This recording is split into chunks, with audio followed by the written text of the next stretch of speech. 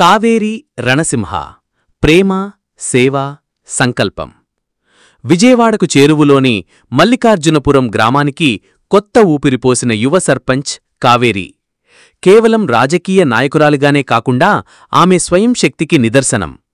కావేరి తన చేతులతో ప్రేమగా రకరకాల చాక్లెట్లను తయారు చేస్తుంది. వాటిని ప్యాక్ చేసి దగ్గరలోని నగరంలోని పెద్ద పెద్ద షాపులకు, షాపింగ్ మాల్స్లోని దుకాణాలకు స్వయంగా సరఫరా చేస్తూ గ్రామంలోని మహిళలకు ఆదర్శంగా నిలుస్తూ స్వయం ఉపాధి పొందుతోంది. ఆమె చాక్లెట్ల రుచికి, నాణ్యతకు మంచి పేరుంది. గ్రామ ప్రజలకు కావేరంటే ప్రాణం. ఆమె ధైర్యం, ఆత్మవిశ్వాసం, నిస్వార్థ సేవ గ్రామానికి ఎంతగానో ఉపయోగపడ్డాయి. అందుకే ఆమెను గ్రామస్తులంతా కావేరమ్మ అని ప్రేమగా పిలుస్తారు. మరోవైపు జిల్లా superintendent of police SP Ranasimha అంటే జిల్లా అంతటా తెలియనివారుండరు. ఆయన పేరు వింటేనే అక్రమార్కులు హడలిపోతారు. నిటారుగా నిలబడే శరీరం, సూటిగా చూసే చూపు, క్రమశిక్షణ, నిజాయితీకి మారుపేరు రణసింహ. నేరాల పట్ల ఏమాత్రం కనికరం లేకుండా వ్యవహరిస్తాడు. ప్రజలకు రక్షణ కల్పించడమే తన బాధ్యతగా భావిస్తాడు. ఆయనకు వ్యక్తిగత జీవితం కంటే కూడా విధి నిర్వహణే ముఖ్యం. రణసింహ ఒక పని ఒప్పుకుంటే అది పూర్తయ్యే వరకు విశ్రమించడు. ఆయన బాధ్యతాజ్ఞానం, నిజాయితీ కారణంగానే ప్రజలు రణసింహను ఎంతో గౌరవిస్తారు. మల్లికార్జునపురం గ్రామంలో తరచుగా జరుగుతున్న చిన్న చిన్న దొంగతనాలు, అల్లర్ల గురించో విచారణకు రణసింహ స్వయంగా గ్రామానికి వచ్చాడు. గ్రామ సమస్యలను తెలుసుకోవడానికి సర్పంచ్ కావేరిని కలిశాడు. వారి మొదటి కలయికయే ఒక ఆశ్చర్యకరమైన అనుభూతినిచ్చింది. కావేరి గ్రామంలోని సమస్యలను వివరించిన తీరు, ఆమెకున్న స్పష్టత, సంకల్పం రణసింహను ఆకట్టుకుంది. రణసింహ ప్రశ్నలకు ఆమె ధైర్యంగా, నిక్కచ్చిగా సమాధానం చెప్పింది. వారిద్దరూ మాట్లాడుకుంటున్నప్పుడు రణసింహకు కావేరిపై ఒక గౌరవం ఏర్పడింది. అదే సమయంలో కావేరి కూడా రణసింహ పనితీరును చూసి ముగ్ధురాలయింది. ఆయనకున్న నిబద్ధత, క్రమశిక్షణ ఆమెను ఆశ్చర్యపరిచింది. రాజకీయ కక్షలు, నిరల్తన ఆటంకాలు. మల్లికార్జునపురం రాజకీయాల్లో నిత్యం ప్రజలను పీడిస్తున్న చీడపురుగు మాజీ సర్పంచ్ గురుమూర్తి. తన 50 ఏళ్ల రాజకీయ జీవితంలో ఎన్నడూ ఓటమి ఎరుగని గురుమూర్తి కావేరి చేతిలో సర్పంచ్ ఎన్నికలలో ఓడిపోవడం తట్టుకోలేకపోయాడు. ఒక ఆడపిల్ల తనమీద గెలిచి గ్రామంలో ఎప్పుడూ లేని విధంగా అభివృద్ధి పనులు చేయిస్తుంటే అది అతని ఈగోను దెబ్బతీసింది. కావేరి గ్రామాభివృద్ధికి చేస్తున్న కృషిని చూసి గురుమూర్తి రగిలిపోయాడు. ఎలాగైనా కావేరిని ఇబ్బంది పెట్టాలని, ఆమెను సర్పంచ్ పదవి నుండి దించెయ్యాలని కుట్రపన్నాడు. గురుమూర్తి తన మనుషులతో అర్ధరాత్రుళ్లు జనం నిద్రపోయిన తర్వాత గ్రామంలోని కొత్తగా వేసిన రోడ్లను ట్రాక్టర్లతో దున్నించి పాడుచేయడం మొదలుపెట్టాడు. గ్రామంలోని ప్రజలు తాగే నీటికోసం ఏర్పాటు చేసిన కుళాయి పంపులను దొంగతనం చేయించి అమ్మయ్యడం వంటి దుశ్చర్యలకు పాల్పడ్డాడు.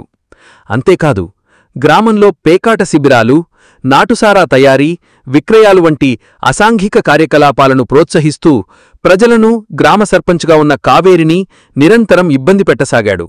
గ్రామంలో శాంతిభద్రతలకు భంగం కలిగించడం ద్వారా కావేరి సమర్థతపై ప్రజల్లో అనుమానాలు కలిగించారని గురుమూర్తి ప్రయత్నించాడు.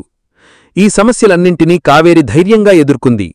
రోడ్లు పాడుచేసిన ప్రతిసారీ స్వచ్ఛందంగా గ్రామస్తుల సహాయంతో వాటిని బాగుచేయించేది. దొంగిలించిన పంపుల స్థానంలో కొత్తవి ఏర్పాటు చేయించేది. గురుమూర్తి అరాచకాలను ఎండగట్టేందుకు ప్రయత్నించేది. ఆమె నిస్వార్థ సేవకు గ్రామస్తుల మద్దతు మరింత పెరిగింది. ప్రేమబంధం, పోరాటం.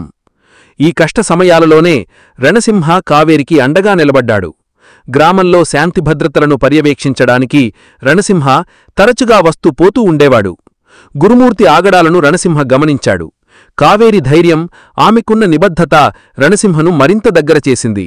వారి చర్చలు కేవలం అధికారిక విషయాలకే పరిమితం కాకుండా వ్యక్తిగత విషయాల గురించి కూడా సాగేవి. రణసింహ కావేరి అంకితభావాన్ని, ఆమె దయార్థ హృదయాన్ని చూసి ఆమెపై ప్రేమలో పడ్డాడు. కావేరి అమాయకత్వం, ఆమె మాటల్లోని చిలిపితనం, ఆమె ముఖంలోని ప్రశాంతత రణసింహను మరింత దగ్గర చేసింది. రణసింహ ఆకర్షణ, ఆయన పట్టుదల, ఆయన నిజాయితీ కావేరి మనసును తాకింది. ఆమె కూడా తెలియకుండానే రణసింహపై ఇష్టం పెంచుకుంది. ఒకానొక్క దినం గురుమూర్తి మనుషులు గ్రామంలో పెద్ద ఎత్తున గొడవ సృష్టించారు. ప్రజలను రెచ్చగొట్టి కావేరిని అపఖ్యాతి పాలు చెయ్యాలని ప్రయత్నించారు. పరిస్థితి చెయ్యి దాటిపోతుందనుకున్న సమయంలో రణసింహ తన బృందంతో సంఘటన స్థలానికి చేరుకున్నాడు. తన చాకచక్యంతో, ధైర్యంతో పరిస్థితిని అదుపులోకి తీసుకొచ్చాడు. ఈ సంఘటనలో కావేరి రణసింహకు మద్దతుగా నిలిచింది. ప్రజలను శాంతింపచెయ్యడానికి ఆమె శక్తివంచన లేకుండా కృషి చేసింది. ఆ రోజు రణసింహకు కావేరిపై ఉన్న ప్రేమ రెట్టింపయింది. అదే రోజు సాయంత్రం రణసింహ కావేరిని కలవడానికి ఆమె ఇంటికి వెళ్లాడు.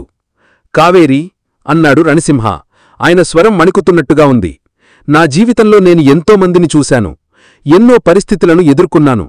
కాని నీలాంటి ధైర్యం, నిస్వార్థ సేవ, ప్రేమ కలిగిన వ్యక్తిని నేను ఎంతవరకు చూడలేదు. నేను నిన్ను ప్రేమిస్తున్నాను కావేరీ. నా జీవితంలో నువ్వు నాకు కావాలి. కావేరి కొద్దిసేపు నిశ్శబ్దంగా ఉంది. ఆమె కళ్లల్లో ఆనందబాష్పాలు నివిచాయి.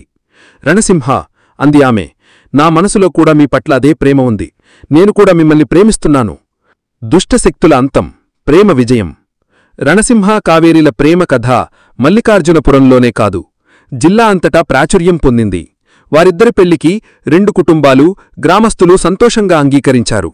రణసింహ కావేరితో తన ప్రేమను వ్యక్తపరిచిన తర్వాత గురుమూర్తి ఆగడాలను పూర్తిగా అణిచివేయాలని నిశ్చయించుకున్నాడు.